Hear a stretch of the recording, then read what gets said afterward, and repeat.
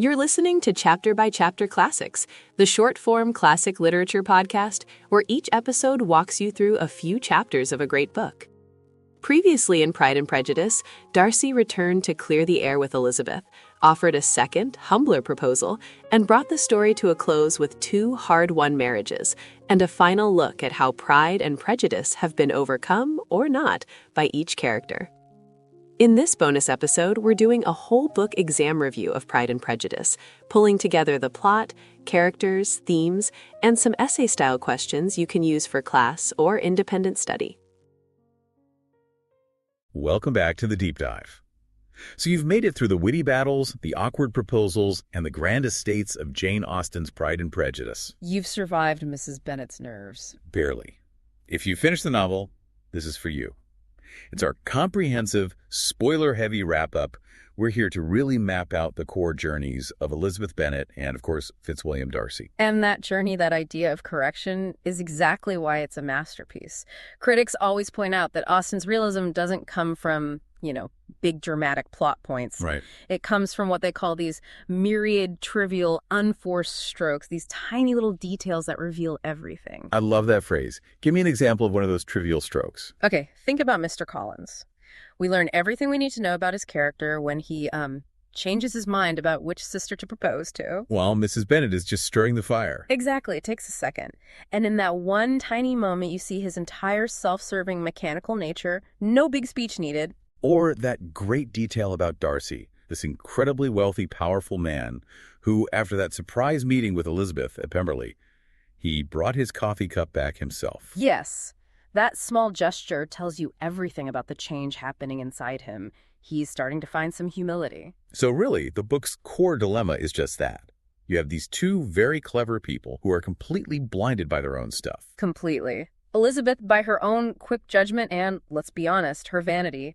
And Darcy is just trapped by his social rank and his upbringing. The whole novel is about how they finally conquer those flaws. Okay, let's trace that journey. We have to start with that famous opening line and the arrival of Charles Bingley, a single man of large fortune. And that arrival is like a starting gun for Mrs. Bennet. We have to remember why she's so frantic. It's not just because she's silly. No, there's a real fear there. The Longbourn estate is entailed. Which means when Mr. Bennet dies, the girls get nothing, they lose their home, they'd be completely destitute. Marriage isn't just a romance, it's survival. That fear drives the whole plot. So the scene is set at the Meryton Assembly. Jane Bennet and Bingley, they connect instantly. They do, but Darcy makes this huge social blunder. He snubs Elizabeth, saying she's not handsome enough to tempt me. Oof. And Elizabeth's pride is immediately wounded, and her prejudice is basically born in that moment. And this is where the title gets nuanced. Mary Bennet, of all people, gives us an early definition. She says, vanity and pride are different things. Right. Pride relates more to our opinion of ourselves, vanity to what we would have others think of us. Exactly. And Elizabeth is suffering from vanity. Her ego is bruised because Darcy didn't think well of her. That sets up the two big interruptions perfectly. First, Mr. Collins arrives, the pompous clergyman who's going to inherit their house. He intends to marry one of the girls, citing his duty, his own happiness, and of course what his patron, Lady Catherine de Bourgh, told him to do. And then comes George Wickham. He shows up in Meryton, and he is charming. He's handsome. He's instantly credible in Elizabeth's eyes, and he tells her this perfectly crafted sob story about how Darcy cheated him out of a living that Darcy's own father had promised him. And because she's already decided Darcy is a villain, she buys it completely. Hook, line, and sinker. It confirms everything she already believed. So after that, things happen fast. Elizabeth flat out rejects Collins's proposal. Much to her mother's fury. Oh, yes. And Collins, not missing a beat, immediately proposes to Charlotte Lucas, Elizabeth's best friend, and she accepts. Which is just a gut punch for Elizabeth. Yeah. Charlotte marries for pure security, for an establishment. Right. And then, almost immediately after, Bingley just disappears. He goes to London. And Elizabeth is absolutely convinced that Darcy and Bingley's sister Caroline are behind it. And she's right. Which brings us to the big climax at Hunsford. Elizabeth is visiting Charlotte, and Darcy is there visiting his aunt, Lady Catherine. And out of nowhere, he proposes to her. And it is maybe the worst, most insulting proposal in all of literature. He's basically proposing despite her family. He goes on and on about how he struggled to overcome her inferior connections. The vulgar mother, the uncle in trade near Cheekside. I mean, his pride is just on full display. So naturally, Elizabeth fiercely rejects him. And she just unloads on him. She accuses him of ruining Wickham's life and, most importantly, destroying Jane's happiness. And that rejection is the shock to the system he needed. It's the thing that starts his restoration. He comes back the next day and hands her that long, detailed letter. The letter. It's the absolute turning point of the whole novel, isn't it? It changes everything. Because for the first time, Elizabeth is forced to deal with actual facts, not just her own impressions. Oh, what does it say? 2 crucial things. First, about Jane and Bingley, he admits he separated them. But he says he'd do it because he genuinely believed Jane was indifferent. Because she's so composed. So composed. And he was also worried about the Bennets' lack of propriety. But the bigger bombshell is about Wickham. The letter reveals Wickham is a total scoundrel.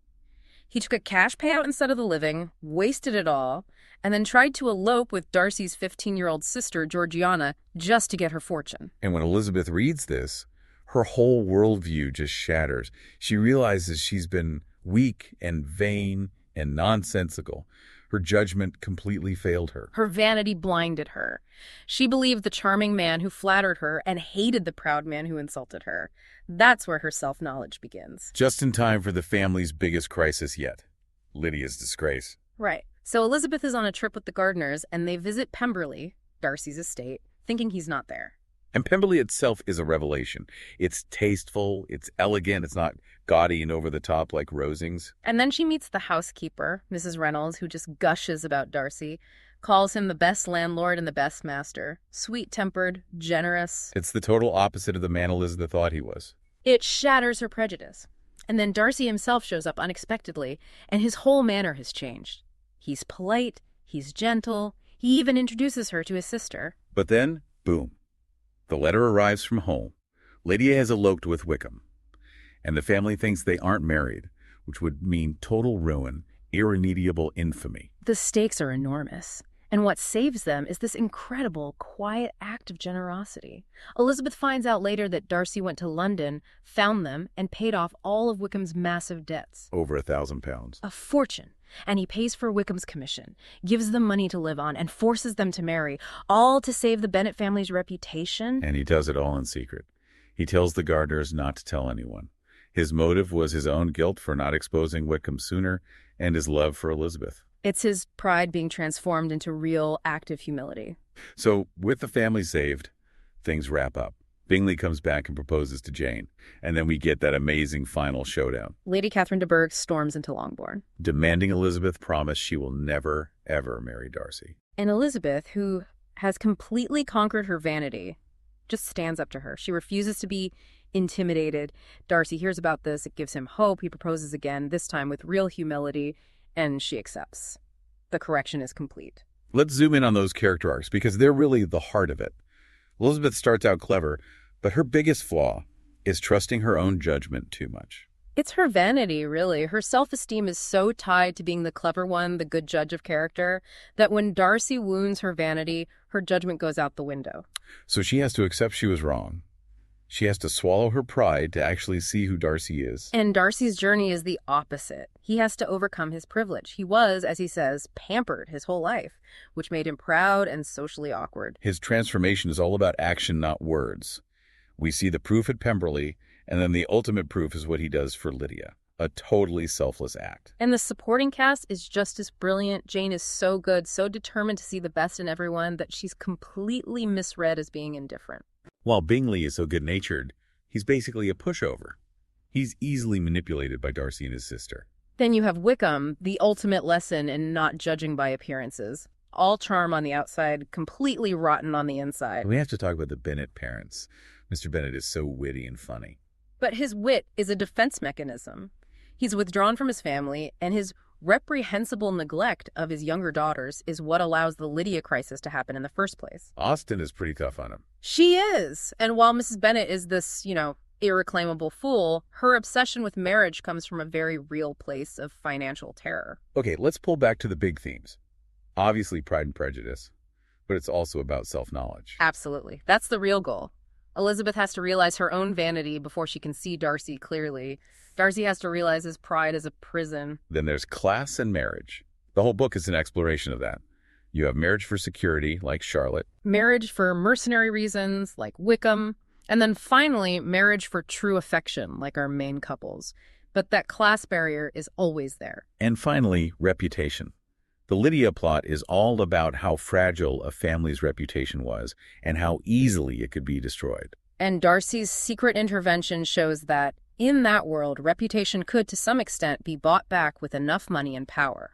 So if you're writing an essay or preparing for a discussion, there are a few key things to look at, the balls and dances, for instance. Yes, those are the social arenas. They're where character is tested and judged, from Darcy's first snub to Mr. Collins's terrible dancing. I always wonder, what's the real turning point? Is it Dorothy's letter, which gives her the facts? Or is it Pemberley? That is a fantastic question. I think the letter provides the intellectual correction. It forces her to admit she was wrong. Okay. But Pemberley is the emotional turning point. Seeing the house, hearing from the housekeeper, that's the proof that shatters her prejudice on a gut level. It makes the facts from the letter feel real. That makes sense. We also wanted to leave you with a few sort of critical thinking questions to chew on. So first, think about self-knowledge. In what ways was Elizabeth's failure of judgment really rooted in her vanity, her hurt feelings, more than just a simple mistake? Second, think about the parents. Who was actually more to blame for the family's problems? Mr. Bennet's passive neglect or Mrs. Bennet's active, vulgar interference? And a third one, what about Charlotte Lucas? Analyze her pragmatic choice. Was marrying Mr. Collins really the only honorable provision, or does the novel ultimately judge her for giving up on happiness? It's a tough one. In the end, this novel is just a masterclass in psychological realism. The characters fix their flaws not through magic, but through really harsh self-reflection, and in Darcy's case, a huge act of selfless generosity. So what's the big takeaway? Elizabeth looks back and realizes she could have loved Darcy even without Pemberley. But it was only after she learned what he did for her family and felt that deep sorrow at the thought of losing him forever that she truly understood her own heart. Which leaves us with a question for you to think about. How often do we only recognize the true value of someone or something after we think the chance is gone for good? The whole journey of this book is about learning to see clearly before it's too late. That brings our Pride and Prejudice season to a close. You now have a full plot refresher, a map of the main characters and themes, and some ideas for exam questions and essays. Thanks for listening to Chapter by Chapter Classics, and if you move on to another classic next, you'll have a study guide structure you can recognize and use again. If this episode helped you follow the story, follow the show in your podcast app so you don't miss the next chapter. And if you're enjoying this series, please take a moment to rate the podcast or leave a short review. It really helps other readers and students find the show.